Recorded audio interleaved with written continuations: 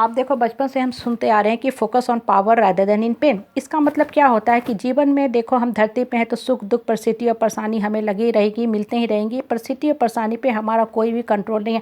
अगर हमारा कंट्रोल है तो सिर्फ और सिर्फ अपने पावर के ऊपर, अपने अंतर्बल के ऊपर, अपनी अंतरात्मा की शक्ति के ऊपर।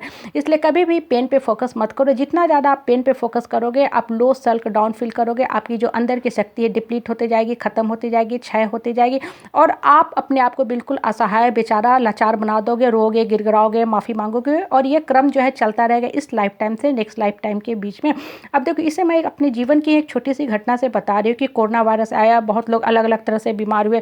कोरोना ने मेरे भी गले को अफेक्ट करके चलता हुआ ना, उसके बाद डेल्टा आया, ओमिक्रॉन आया। हुआ क्या कि कोरोना तो चला गया लेकिन इस वायरस के जो साइड इफेक्ट है मेरे गले पे पड़ने लगे। मेरे गले में कफ जकड़ने लगा, गले में दर्द होने लगा। अब ये तो हुई पेन की बात। अगर मैं इस पेन पे ध्यान दूँ तो मैं कभी बोल ही नहीं पाऊंगी, लेकिन मैंने इस पेन को साइड किया। मैं पूरे जोश के साथ, शक्ति के साथ, आत्मबल को मजबूत करके पूरे जोश से बोलना शुरू की। अब देखो पेन तो अभी भी है, गला मेरा अभी भी दुखता है, लेकिन मैं इस पर क्यों फोकस करूँ।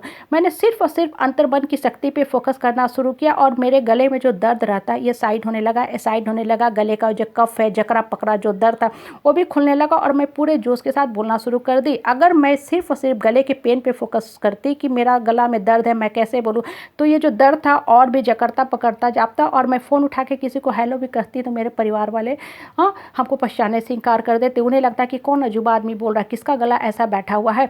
इसलिए हमेशा लाइफ में उठने के बारे में सोचो, पावर के बारे में सोचो, पेन के बारे में कभी मत सोचो। आप देखो हम जिस समाज में, परिवार में, परिवेश में रहते हैं, हमें पेन मिलता ही मिलता है और सबसे ज़्यादा पेन अपने ही सो कॉल परिवार के रिश्तेदारों से, हित नाता से हमें मिलता है। आप देखो कोरोना अफेक्ट किया, उसका बच्चा डेल्टा, फिर उसका बच्चा ओमिक्रॉन, ये भी एक ही परिवार के सदस्य हैं जो घूम फिर के हम सबके ऊपर बारी बारी से अफेक्ट कर रहे हैं। आप देखो रामायण आपने देखा, महाभारत आपने पढ़ा, गीता पढ़ा, बहुत से हम धर्म ग्रंथ पढ़ते हैं। वो सारी जो घटनाएं होती हैं जिसमें किसी अमुक व्यक्ति को दुख मिल रहा, कष्ट मिल रहा, वो कौन दे रहा है, उसके अपने ही परिवार के लोग दे रहे, कोई बाहर वाले थर्ड पार्टी के लोग तो आके दे नहीं रहे हो।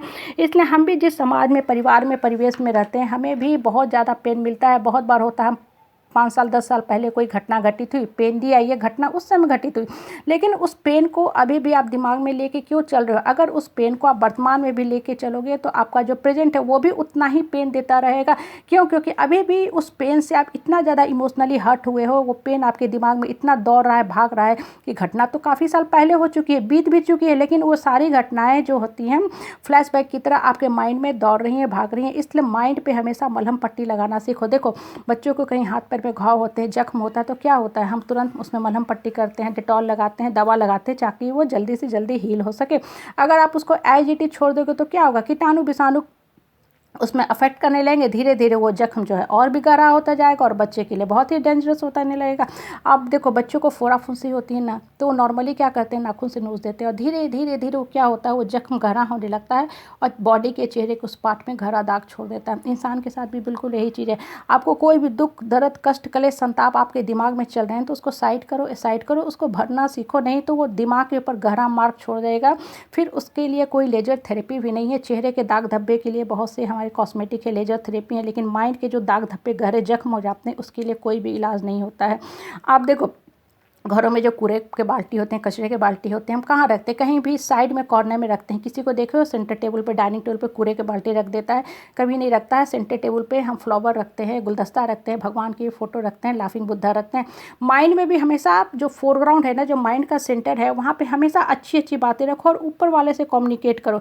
जितना ज़्यादा आपका ऊपर वाला से कम्युनिकेशन होता जाएगा आप ऊपर की तरफ उठते जाओगे। लेकिन हम क्या करते हैं, फ़ोन उठाते हैं, परिवार वालों के साथ डिस्कस करते हैं, इन द मीन टाइम वो 4 बातें कह के हमें और भी पेन में डाल देते हैं और हमारे दिमाग में जो है निगेटिविटी की जो उनकी पावर होती है, जकड़ते पकड़ते जाती है। हम लो सेल्फ डाउन फील करते हैं और बहुत बार सोचने लगते हैं कि ये मेरा तो जीवन ही व्यर्थ है, इस जीवन को ही हमें ख़त्म कर देना चाहिए, जो सरासर ही गलत है। आप देखो कहीं भी एक्सीडेंट होता है, हाथ पैर भी किसी को चोट लगता है तो डॉक्टर क्या बोलता है कि आप एज इट इज जल्दी से जल्दी एक्सरसाइज करना शुरू कीजिए, नहीं तो ये आपका शरीर का जो अंग है बेकार हो जाएगा। तो आप क्या करते हो, फिजियोथेरेपिस्ट के पास जाते हो, अच्छी खासी रकम देते हो, समय देते हो, वहाँ एक्सरसाइज शुरू करते हो। धीरे धीरे देखोगे कि उस बॉडी पार्ट में आपको पावर आने लगा, आप फिर से स्ट्रांग फील करने लगे। वो मसल जो आपका डेड होने के कगार पर था, इनएक्टिव हो गया था, फिर से मजबूत होना शुरू हो गया। इसलिए आपके मन में जो भी दुख, दर्द, कष्ट, कलेश, संताप जो पास्ट के हैं, बरसों से आपको जकड़े पकड़े हुए, उस सब कप को साइड करो, डिलीट करो, नहीं तो ये आपके अंदर की जो शक्ति है उसको ख़त्म करता जाएगा। अपने मन को